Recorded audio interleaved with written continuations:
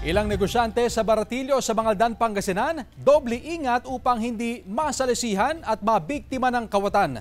Nakatutok CJ Turida.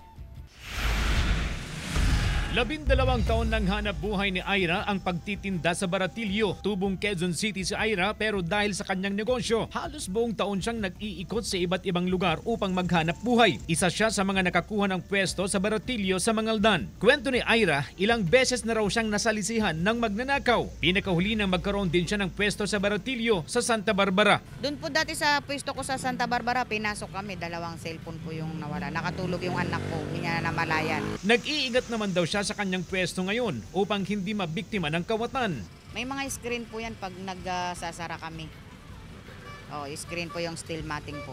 Mahigpit ang seguridad ng Mangaldan Police sa mga pwesto sa Baratillo. Mismo ang hepe ng pulisya ang personal na nakikipag-usap sa mga negosyante upang paalalahanan sa dapat gawin upang hindi masalisihan ng magnanakaw. May mga pulis din na nagbabantay sa lugar lalo na sa gabi.